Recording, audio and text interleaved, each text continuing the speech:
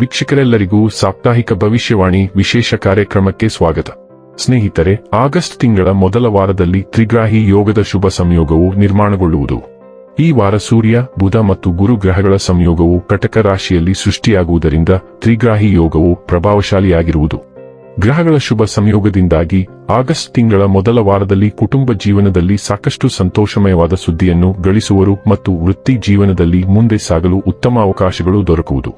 ಜೊತೆಗೆ ಕೆಲಸವನ್ನು ಮಾಡುವ ಜನರು ತಮ್ಮ ಜೀವನದಲ್ಲಿ ಶುಭ ಅವಕಾಶಗಳನ್ನು ಪಡೆದುಕೊಳ್ಳಲಿದ್ದಾರೆ. ಹಾಗಾಗಿ ಆಗಸ್ಟ್ ತಿಂಗಳ ಮೊದಲ ವಾರದಲ್ಲಿ ಕೆಲವು ರಾಶಿಗಳಿಗೆ ಸಾಕಷ್ಟು ಪ್ರಯೋಜನ ಹಾಗೂ ಲಾಭ ದೊರಕುವುದು. ಆಗಸ್ಟ್ 3ರಿಂದ ಆಗಸ್ಟ್ 9ರವರೆಗಿನ ಮೇಷ ರಾಶಿಯವರ ಭವಿಷ್ಯವನ್ನು ತಿಳಿದುಕೊಳ್ಳೋಣ.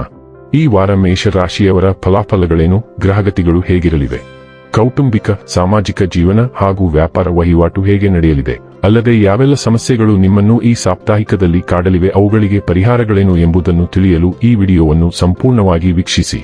ನೀವಿನ್ನೂ ನಮ್ಮ ಚಾನೆಲ್ ಸಬ್ಸ್ಕ್ರೈಬ್ ಮಾಡದೇ ಇದ್ದರೆ ಕೂಡಲೇ ನಮ್ಮ ಚಾನೆಲ್ ಸಬ್ಸ್ಕ್ರೈಬ್ ಮಾಡಿ. ಹೆಚ್ಚಿನ ವಿಡಿಯೋ ಅಪ್ಡೇಟ್ಗಾಗಿ ಪಕ್ಕದ ಬೆಲ್ ಐಕಾನ್ ಬಟನ್ ಕ್ಲಿಕ್ ಮಾಡಿ. ಸ್ನೇಹಿತರೆ, ಶನಿ 12ನೆಯ ಭಾವದಲ್ಲಿರುವ ಕಾರಣ ಈ ವಾರ ಆರೋಗ್ಯವು ಪ್ರಭಾವಿತವಾಗಬಹುದು.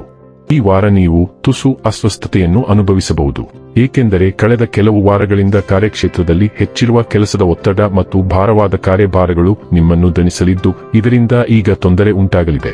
ಚಂದ್ರ ರಾಶಿಯ ಪ್ರಕಾರ ಬೃಹಸ್ಪತಿಯು 4ನೇ ಭಾವದಲ್ಲಿರುವ ಕಾರಣ ಈ ರಾಶಿಯ ಜಾತಕರಿಗೆ ಆರ್ಥಿಕ ದೃಷ್ಟಿಯಿಂದ ಈ ವಾರ ಸಾಕಷ್ಟು ಉತ್ತಮವಾಗಿರುವ ನಿರೀಕ್ಷೆಯಿದೆ.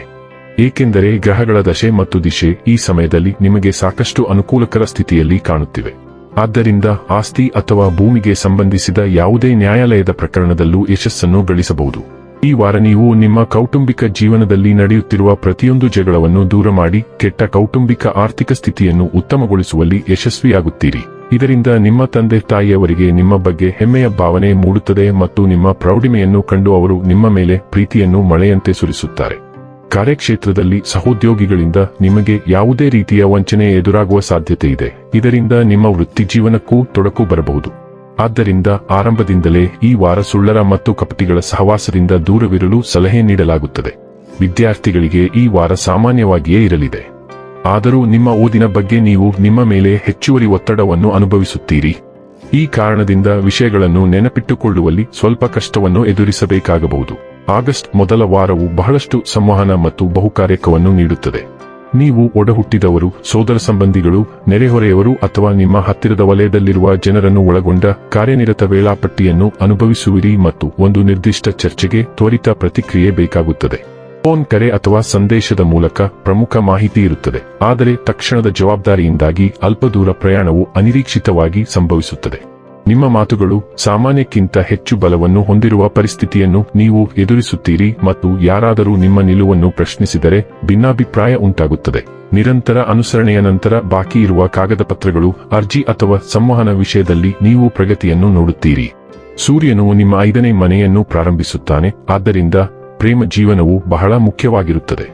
ಅಧ್ಯಯನ ಕಾರ್ಯಕ್ರಮಗಳು, ಪರೀಕ್ಷೆಗಳು ಅಥವಾ ಸ್ಪರ್ಧಾತ್ಮಕ ಕಾರ್ಯಕ್ರಮಗಳ ಕುರಿತು ಕೆಲವು ನವೀಕರಣಗಳು ಇರುತ್ತವೆ. ಪ್ರಣಯ ವಿಷಯಗಳಲ್ಲಿ ಒಂದು ಪ್ರಮುಖ ಸಂಭಾಷಣೆ ನಡೆಯುತ್ತದೆ ಮತ್ತು ಹಿಂದೆ ಹೇಳದೆ ಉಳಿದಿರುವ ಏನಾದರೂ ಅಂತಿಮವಾಗಿ ಬಹಿರಂಗವಾದ ನಂತರ ಭಾವನೆಗಳು ಸ್ಪಷ್ಟವಾಗುತ್ತವೆ. ಒಂದು ಸೃಜನಶೀಲ ಯೋಜನೆ, ಪ್ರದರ್ಶನ ಅಥವಾ ವೈಯಕ್ತಿಕ ಪ್ರತಿಭೆಯು ಅನಿರೀಕ್ಷಿತ ಗಮನವನ್ನು ಪಡೆಯುತ್ತದೆ. ಯಾರಾದರೂ ಸ್ವಲ್ಪ ಸಮಯದವರೆಗೆ ಗಮನಿಸದೆ ಉಳಿದಿರುವ ಕೆಲಸವನ್ನು ಗುರುತಿಸುತ್ತಾರೆ. ಹವ್ಯಾಸಗಳು, ಮನರಂಜನೆ ಅಥವಾ ವೈಯಕ್ತಿಕ ಆಸಕ್ತಿಗಳಿಗೆ ಸಂಬಂಧಿಸಿದ ಒಂದು ಘಟನೆಯೂ ಸಂಭವಿಸುತ್ತದೆ. ಇದು ಸ್ಮರಣೀಯ ಕ್ಷಣವನ್ನು ಸೃಷ್ಟಿಸುತ್ತದೆ. ಬಹುನಿರೀಕ್ಷಿತ ಫಲಿತಾಂಶವು ಅಂತಿಮವಾಗಿ ಬರುತ್ತದೆ ಮತ್ತು ಭವಿಷ್ಯದ ಯೋಜನೆಗಳನ್ನು ಬದಲಾಯಿಸುತ್ತದೆ. ಈ ವಾರ ತುಲಾ ರಾಶಿಯಲ್ಲಿ ಶುಕ್ರ ಸಂಚಾರದಿಂದಾಗಿ ನಿಮ್ಮ ಸಂಬಂಧದಲ್ಲಿ ಮಹತ್ವದ ಬೆಳವಣಿಗೆ ಸಂಭವಿಸಲಿದೆ. ಪಾಲುದಾರರು ಪ್ರಮುಖವಾದ ವೈಯಕ್ತಿಕ ಅಥವಾ ಪ್ರಾಯೋಗಿಕ ವಿಷಯದಲ್ಲಿ ಹೆಚ್ಚು ತೊಡಗಿಸಿಕೊಳ್ಳುತ್ತಾರೆ. ಅರ್ಥಪೂರ್ಣ ಸಂಭಾಷಣೆ ನಡೆಯುತ್ತದೆ ಮತ್ತು ಅಸ್ತಿತ್ವದಲ್ಲಿರುವ ತಪ್ಪುಗ್ರಹಿಕೆಯು ಅಂತಿಮವಾಗಿ ನಿಮ್ಮಿಬ್ಬರ ನಡುವೆ ಸ್ಪಷ್ಟವಾಗುತ್ತದೆ.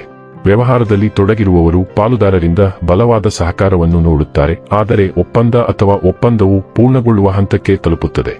ಪ್ರಮುಖ ವ್ಯಕ್ತಿಯೊಂದಿಗೆ ಸಭೆ ನಡೆಯುತ್ತದೆ ಮತ್ತು ವೃತ್ತಿಪರ ಸಂಪರ್ಕದಲ್ಲಿ ಉಪಯುಕ್ತ ಪ್ರಗತಿಯನ್ನು ತರುತ್ತದೆ. ಹಂಚಿಕೊಂಡ ಯೋಜನೆಗಳು, ವಿಹಾರ ಅಥವಾ ವಿಶೇಷ ಸಂದರ್ಭದ ಮೂಲಕ ವೈವಾಹಿಕ ಜೀವನವು ಆಹ್ಲಾದಕರ ಬದಲಾವಣೆಯನ್ನು ಅನುಭವಿಸುತ್ತದೆ.